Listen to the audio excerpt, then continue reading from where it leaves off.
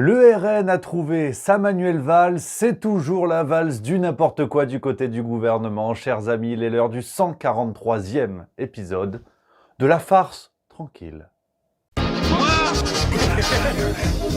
Taisez-vous. En Non mais cet homme est 2018, ahurissant. porte-parole du gouvernement. que vous venez de faire, c'est super. Les copains, les copines, je vous retrouve avec une joie non dissimulée, tel Mons Gag, mais vous voyez pas parce que la caméra s'arrête trop haut. J'espère que vous allez bien les copains, que vous êtes en pleine forme. Pour ma part, je rayonne. J'ai réalisé mon rêve. Alors non, je n'ai pas eu une relation amoureuse avec Marlène Schiappa. Pas encore, mais je reviens tout juste des 2 dates de rodage du côté de Toulouse, les amis, pour le spectacle Zinzin. Un plaisir inouï. J'ai déjà rencontré certains d'entre vous au Théâtre du Visiteur à Plaisance du Touche, très précisément. J'en profite pour embrasser Chris, le patron du théâtre qu'on embrasse. N'hésitez pas à faire un tour Super Théâtre, les copains. Un véritable plaisir. Ça y est, l'aventure commence pour de vrai, les copains. Minuscule extrait, tiens, pour tâter l'ambiance. Le ministre était en déplacement, il les accueillait, il tapait dans les casseroles. Moi, je me suis dit, quand tu vois celle qu'ils ont au cul, c'est un hommage. Non, mais c'est vrai, c'est comme quand t'invites Jeanne d'Arc à l'apéro. Tu fais un feu de camp, elle est comme chez elle, la gamine. Le Parisien, 3 juin 2022. Zelensky, une sorte de Coluche transformé en De Gaulle. Il a même pas le permis moto.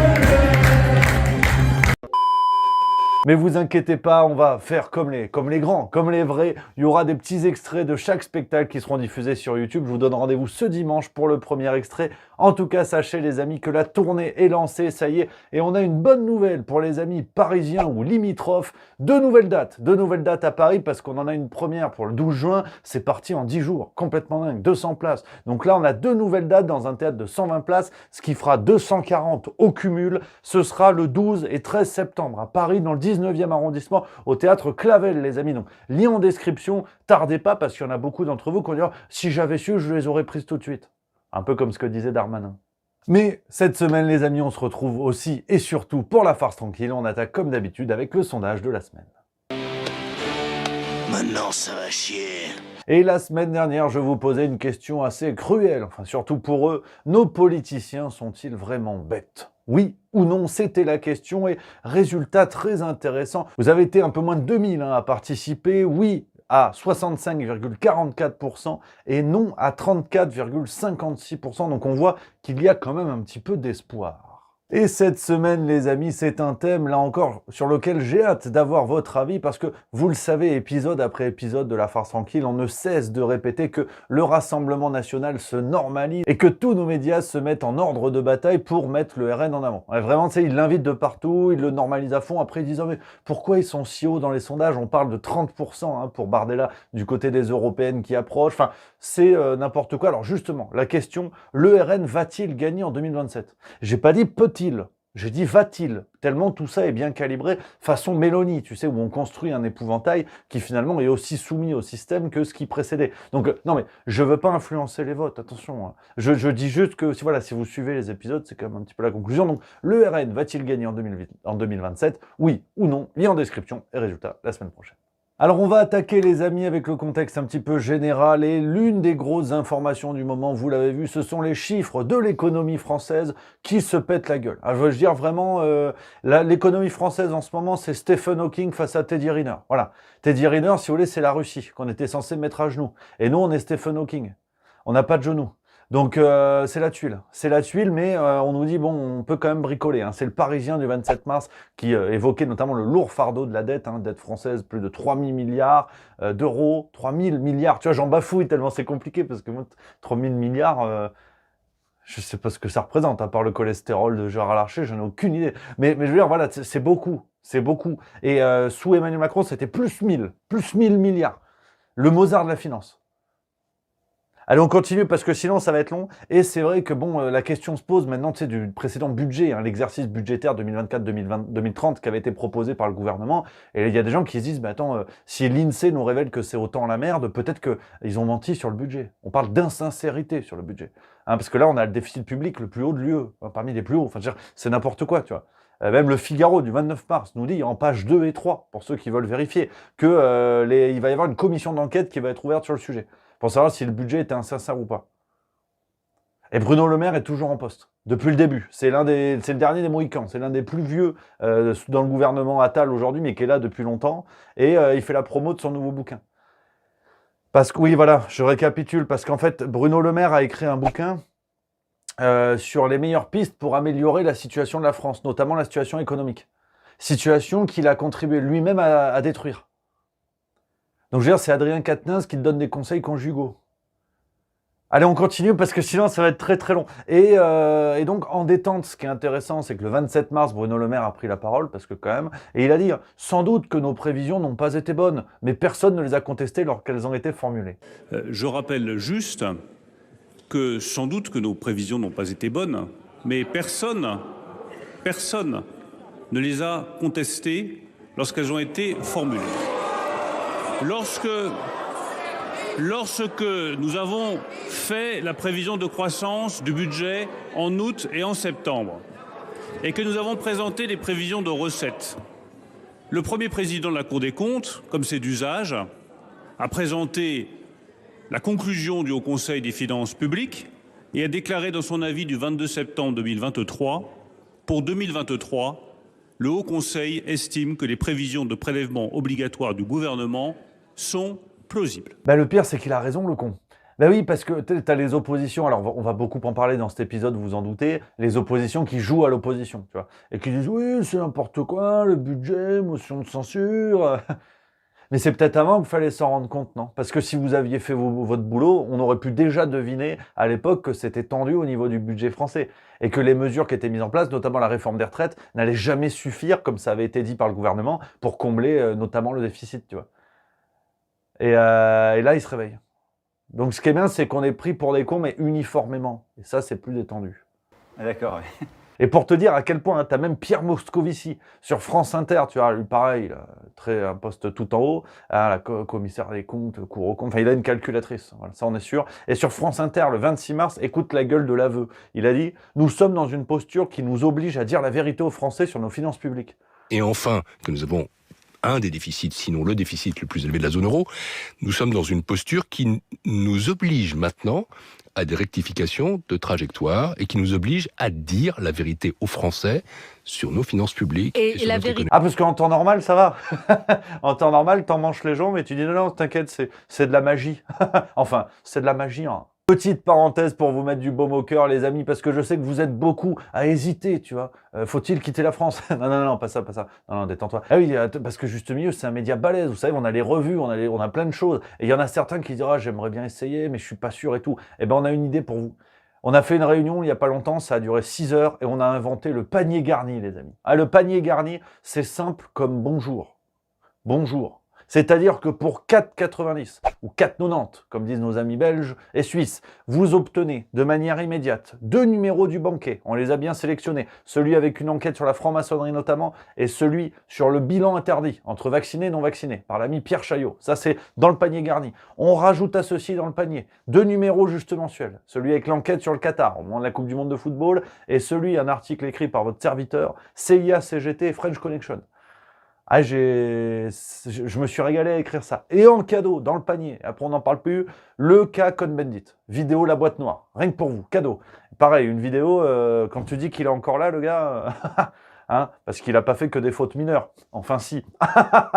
Enfin, voilà. Tout ça, les amis, c'est le panier garni. 4,90 pour découvrir, 4,90, 4,90, tu vois, pour découvrir les produits Juste Milieu, vous faire une idée si ça vous plaît ou si ça vous plaît pas, pour même pas 5 euros, même pas un sesterce. Aujourd'hui, 5 euros en France, t'as quoi? T'as même pas un kilo de tomates. Mais t'as même pas une tomate. Donc, je veux dire, voilà les amis, c'est le panier garni. Lien en description pour le découvrir et on continue. Alors, on continue, et vous le savez, c'est l'accusation quand on se plaint du gouvernement Macron. Il y a des gens qui disent « Oui, allez voir en Corée du Nord si c'est pire ». Bah, attention à ce que les gens ne le fassent pas. Parce que là, on a eu une nouvelle info, le 27 mars à l'Assemblée nationale, Erwan Balanan. Alors, Erwan Balanan, c'est vrai que là, comme ça, on dirait une marque de Queen Amman. Tu sais, qu'il y a chez Intermarché.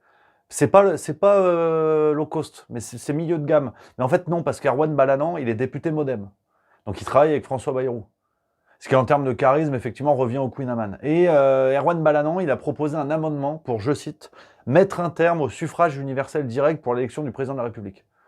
Ouais, parce qu'il voit bien, en fait, que ça part en couille. Il voit bien que les gens sont un peu opposés au projet, hein, que ce soit Bayrou, Macron et les futurs esclaves, les futurs successeurs qui vont arriver. Donc, à un moment donné, les Français vont voter pour n'importe qui. Et ils le sentent venir, tu vois. S'il y a eu Beppe Grillo en Italie, Pedro Sanchez en Espagne, il peut y avoir, à un moment donné, Cyril Hanouna ou Karim Benzema en France. Donc ils préparent le coup pour garder les mecs de leur mafia, de leur parti, décidément, à la tête du pays. Et donc, en détente, le mec te dit, on va supprimer les élections présidentielles. C'est chaud quand même. Même les complotistes l'avaient pas vu venir, celle-là. Ouais, c'est pas faux. Et sinon, les amis, dans l'actualité parti par parti, on commence avec La République en marche. Alors, les légères contradictions d'Amélie Oudéa-Castéra. Voilà. Non, la phrase n'est pas finie, parce que ça vous le saviez déjà. Non, c'était dans le complément d'enquête, elle s'est exprimée sur la géopolitique. Russie-Israël. Comme un goût de contradiction.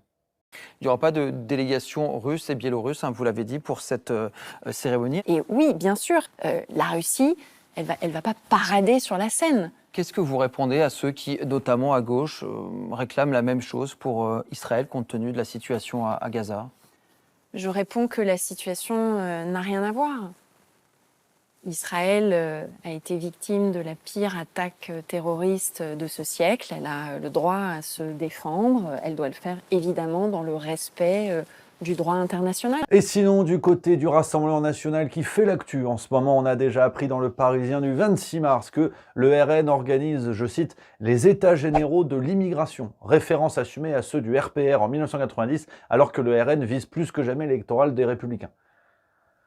Ouais, alors bon, dans cette ambiance des élections européennes, qui effectivement, voilà, servent autant qu'une jambe de bois et Usain Bolt, le Rassemblement national, en fait, eux, ils veulent être délégués de la classe. C'est plutôt ça le projet, plus de frites à la cantine. Et leur idée magnifique en ce moment, c'est d'organiser une espèce de réunion entre eux, qui s'appelle les États généraux de l'immigration, ce qu'avait fait le RPR, donc ancêtre des Républicains dans les années 90. Et comme ça, ils se disent, les gens vont se dire que finalement, on se normalise, on est comme la droite et tout. Enfin, qu'aujourd'hui, on est la droite.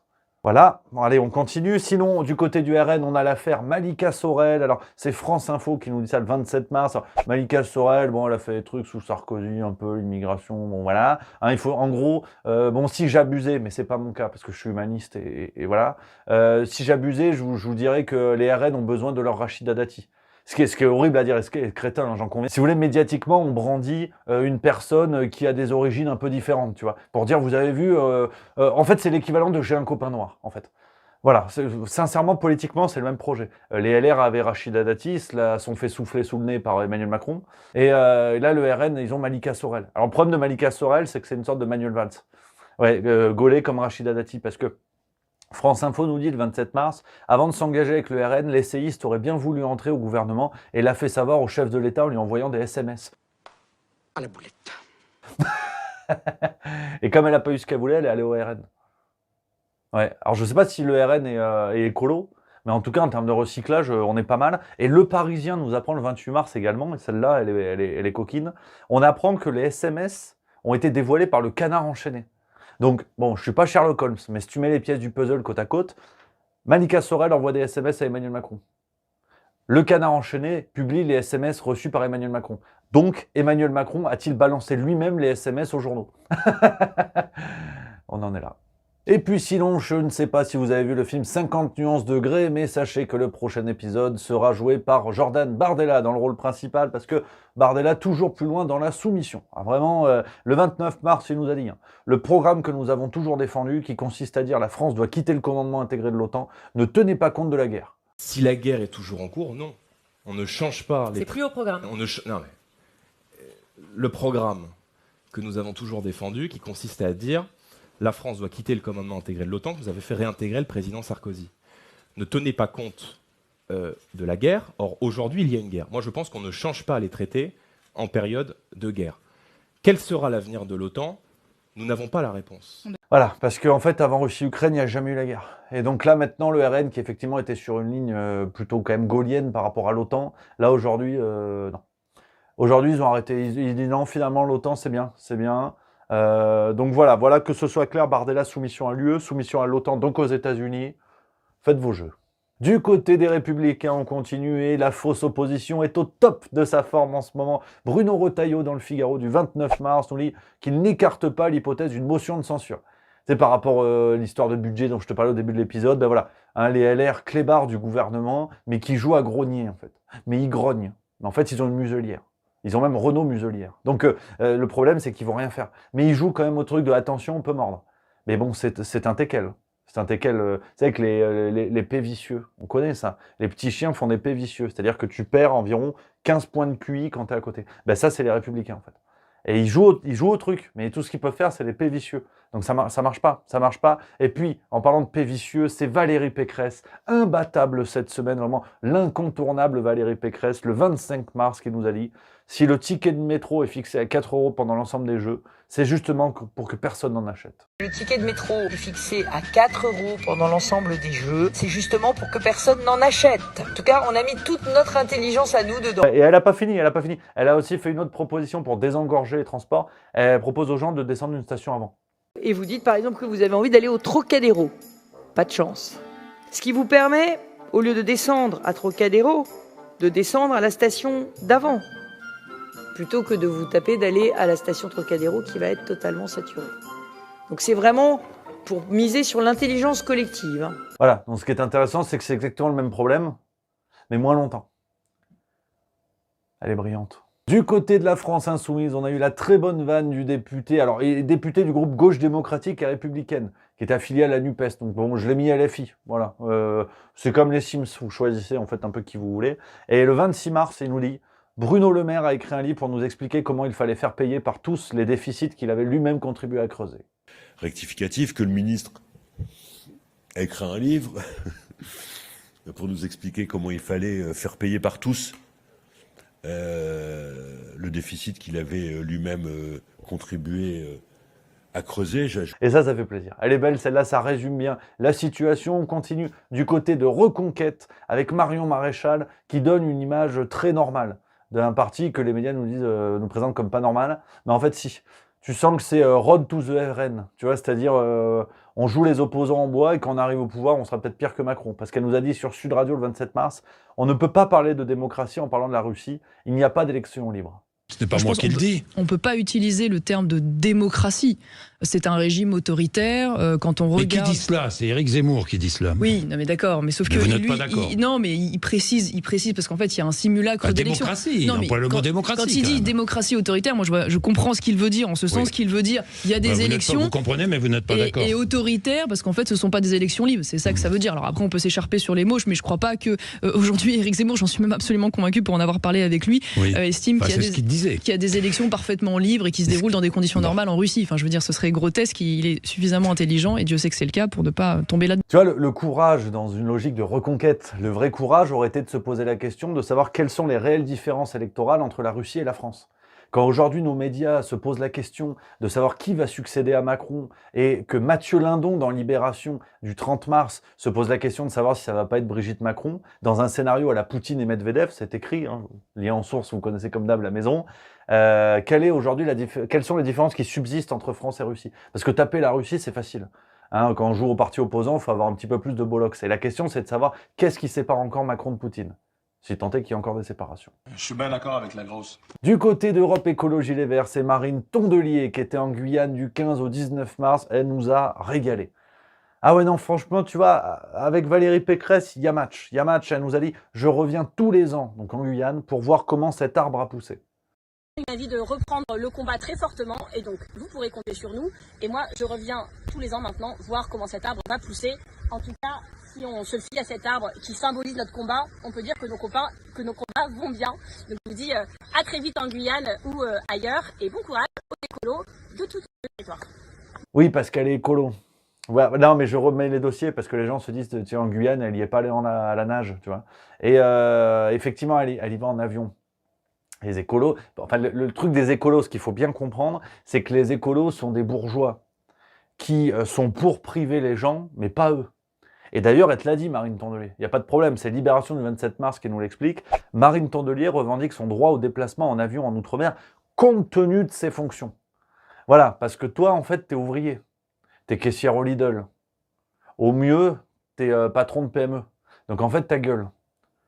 Non, mais je sais que c'est pas facile à comprendre, mais elle, c'est compte tenu de ses fonctions. Donc je veux dire, Versailles n'a qu'à bien se tenir. C'est ce qui est très intéressant. C'est l'écologie privative pour ceux qui n'ont pas un métier compte tenu de ses fonctions. C'est pas moi, hein. Moi j'ai rien dit. Et c'est vrai qu'on continue avec Europe Écologie Les Verts parce qu'on a une belle découverte, peut-être la digne héritière de Sandrine Rousseau, hein, dans Dallas chez les cheveux sales, c'est Marie Toussaint. Marie Toussaint, elle est tête de liste pour les européennes des écolos, et elle a fait un happening devant les locaux de Total, parce qu'ils n'aiment pas Total, ils n'aiment pas trop Total, mais bon, après, pour fournir le carburant aux avions de Marine Tondelier, il faut bien des entreprises. Hein. Parce que Marie Tondelier, avec ses copains, elle a fait une performance artistique. C'était le 28 mars, regarde. Charbon. Nous déployons de véritables bombes carbone. À l'aune du projet ICOP de Total en Ouganda. Et là, je peux te dire que Patrick Pouyanné, il dort plus depuis 2 semaines. Hein. Le PDG de Total, petite nuit en ce moment. Petite nuit, le patoche. Mais bon, c'est comme ça, les amis. On va finir ce bel épisode, comme d'habitude, vous le savez, avec les pépites de la semaine. Et cette semaine, 3 pépitas qui font plaisir et une archive. Vous savez, j'aime bien de temps en temps dans les pépites de la semaine mettre des archives qui remontent. On est en 2013. Jean-Luc Mélenchon, vous savez, apôtre de la créolisation, qui aime tout le monde sauf... Alors maintenant, vous savez, en vieillissant, on durcit les traits de caractère. Je ne supporte plus de vivre autrement que dans un endroit où les gens sont mélangés. Donc j'habite à Paris, dans le 10e arrondissement. Je ne pourrais pas habiter dans le 6e ou dans le 7e. Je ne peux pas survivre quand il n'y a que des blonds aux yeux bleus. Et sinon, enfin, Rachida Dati dans Planète Rap. J'ai pas fini. C'était le 1er avril, hein, donc non, ça n'est pas une blague. Elle a évoqué la phrase de Gérard Larcher concernant la levrette, Aya Nakamura et tout. Elle s'est foutue de sa gueule, elle a dit il ne sait pas ce que c'est. Non mais là c'était sur le plateau, on lui demandait son avis sur Aya Nakamura. Ah bah d'accord, il n'a pas cité les paroles d'une chanson. Et qui était il nous a sorti il nous a sorti ça, écoutez. Ouais, mais ça doit être... Alors, il a dû les apprendre. Écoutez, vous voulez que je le dise sur le plateau? Bah oui, Katchaka, par exemple, qui est l'ode à la levrette, je ne suis pas... Katchaka, par exemple, qui est l'ode à la... Alors, il sait pas ce que c'est. Non. De quoi la levrette ou Katchaka? Les deux. Non, mais...